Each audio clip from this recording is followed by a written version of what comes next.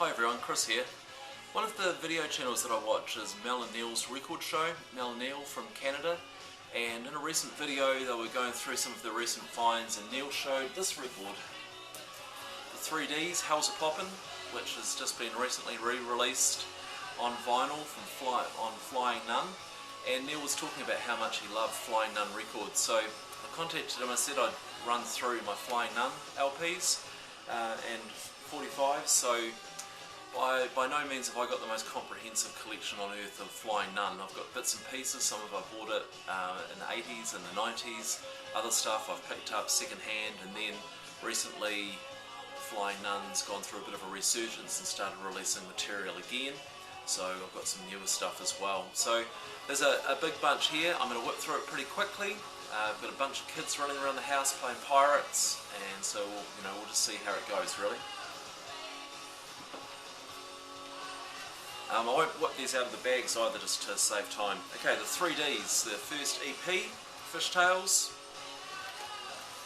and the second, Swarthy Songs for Swabs, which is probably my favourite 3Ds pick. I was at the release party for this, where they built a pirate ship and played on this pirate ship stage in this old warehouse in Dunedin. Great stuff. And the other 3Ds I have on vinyl is Strange News from the Angels, their 1996 album. There's also the Venus Trail, got a vinyl release, but I don't have that. I'd love to pick that up at some point.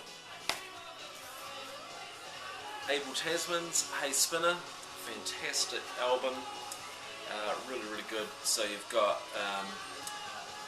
Graham Humphreys and Peter Keane on here. They've done stuff together since then, and yeah, what a more kind of, I suppose, less guitar noise, more pop on this. Really lovely, what's the word, kind of, they went on to do really kind of symphonic pop, and you can hear the kind of the startings of that here. Absolutely perfect, the Alpaca Brothers Legless EP. I just think you can't go wrong with this. 5 fantastic songs, brilliant from start to finish. And that features a lot of people who went on to play in other bands that I love as well. Right, Belter Space, Whammo, another great LP. And great news that Belter Space are to release a new album later this year on Arch Hill Recordings. But this is Belter Space, Whammo on Flying Nun. This is also on Flying Nun, Thermos, and the first Belter Space, Nelsh Belter Space EP, out on Flying Nun, maybe 87, around then. This is one of the new releases from Flying Nun, the Bats, Free All the Monsters. If you haven't heard this, it's absolutely brilliant, and if you know anything of the Bats, you'll love this.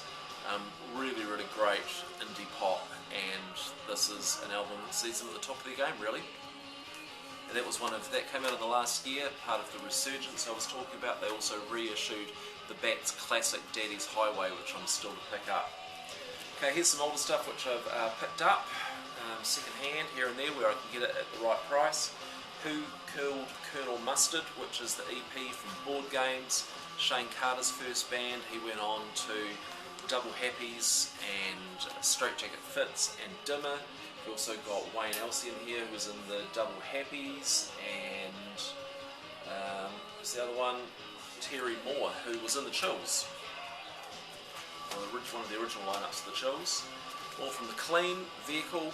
This is 1990. Really great album, this one. Some of these are a bit out of chronological order, but you get the idea. The classic from the Clean, Boodle Boodle Boodle. Again, an EP that you can't go wrong with. 5 classic songs, groundbreaking stuff, and yeah, pretty iconic Flying Nun really. If you get your hands on that, it's well worth it. This is another of my favourites, Children's Hour, Flesh. Another, I think, 5-track EP. Lots of EPs from the 80s. This is darker, Children's Hour from Auckland, rather than that kind of Dunedin or Christchurch sound. Yeah, more kind of post-punk, dark, really great EP.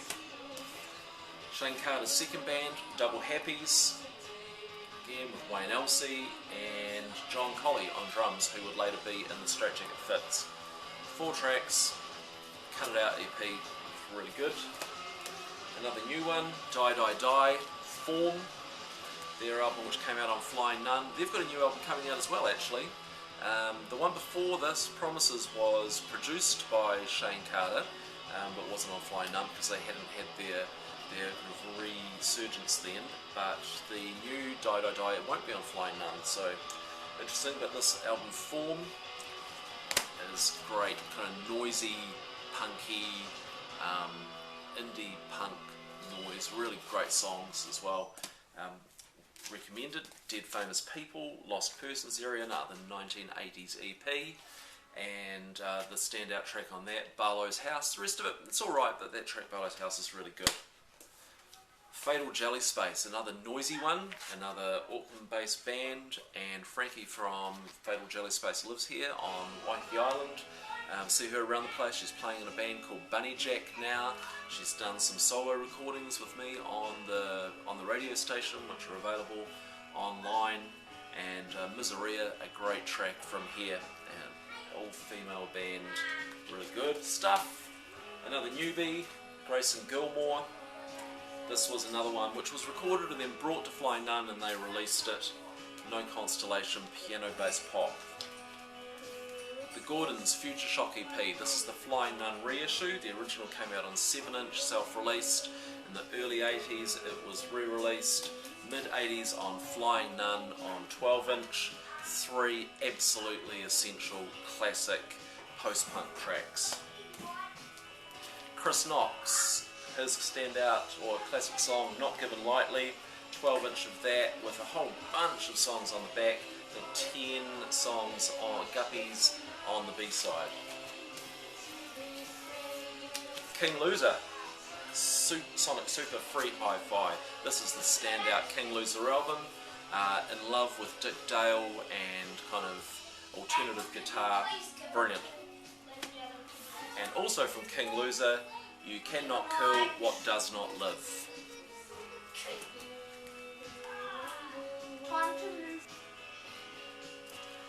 Lee Harvey, Security 198. I just picked up this EP at a junk shop. It just goes to show all those hours and hours of going through dusty, dirty records and junk shops can pay off occasionally.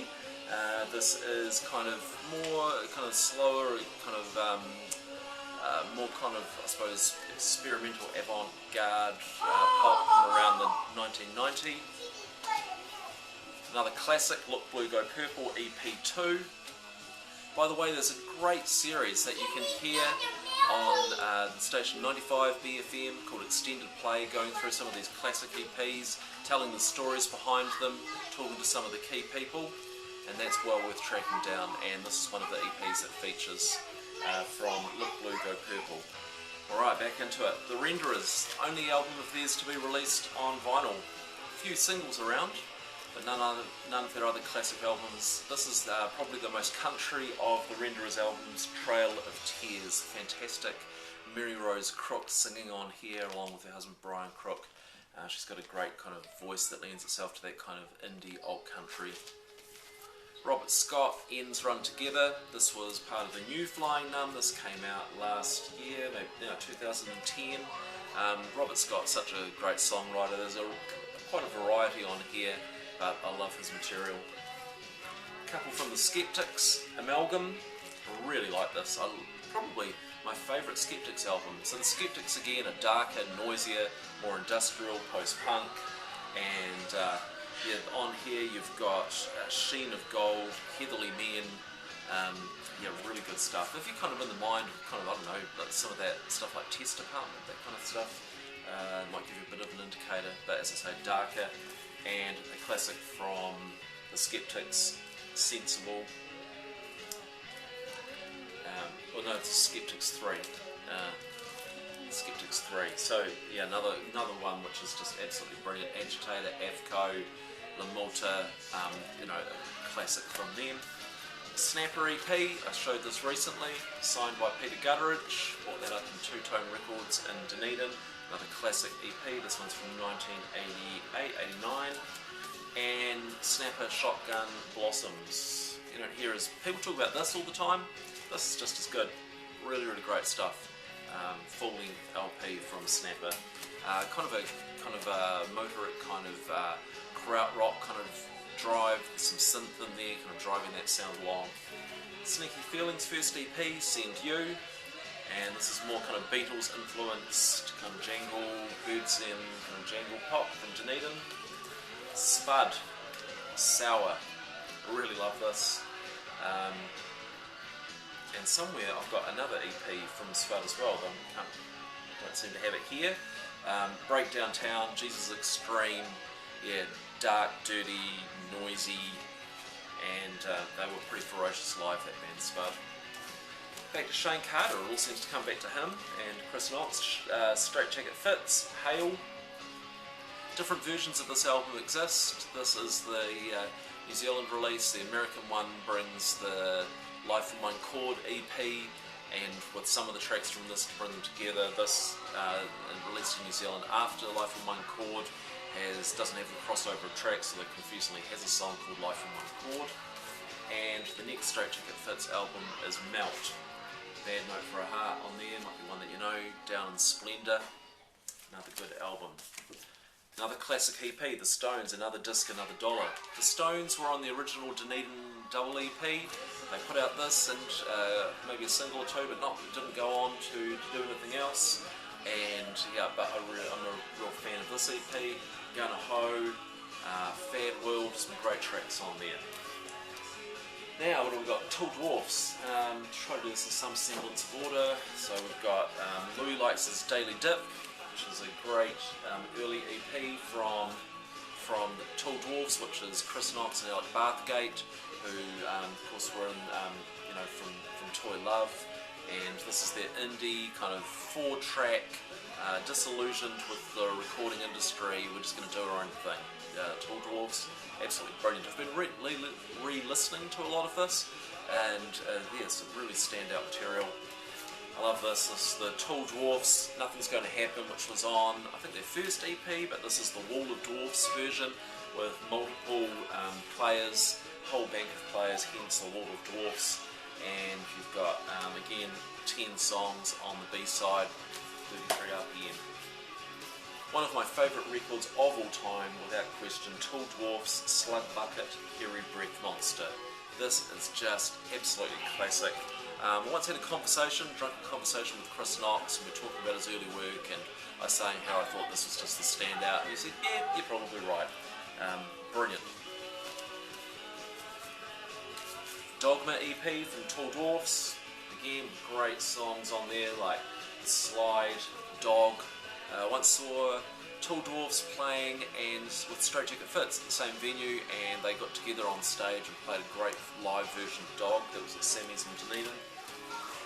Hello Cruel World, which is a compilation of early EPs from the Tall Dwarfs, a couple of LPs, Tall Dwarfs folk songs, Tall Dwarfs Weevil. Some of the later material, it has its ups and downs, but I was listening to folk songs today, and I really liked it. I haven't listened to it for ages, but I think it stands up.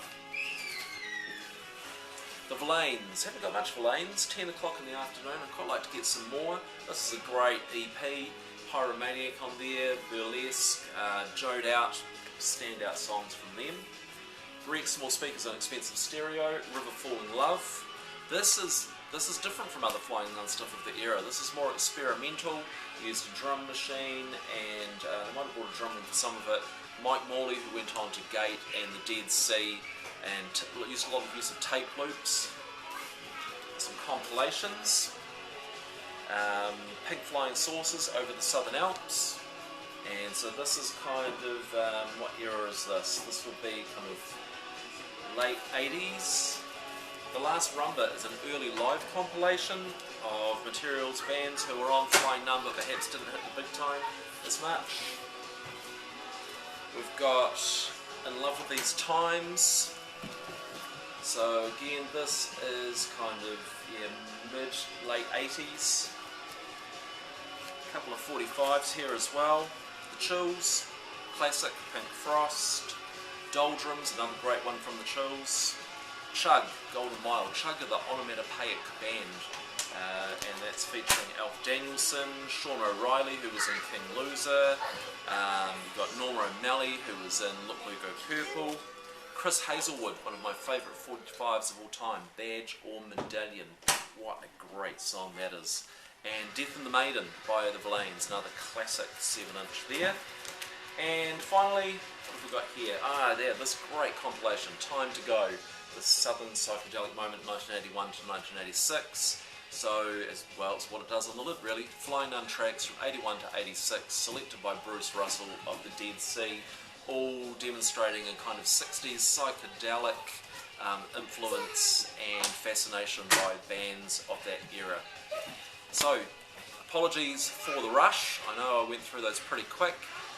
Mel and Neil, I hope you enjoyed that, and there's some ideas in there of things that you want. Sorry about the noise of the kids playing in the background, but that's the way it goes during the school holidays. Thanks for watching, and I'll be back with a recent Vinyl Finds video pretty soon.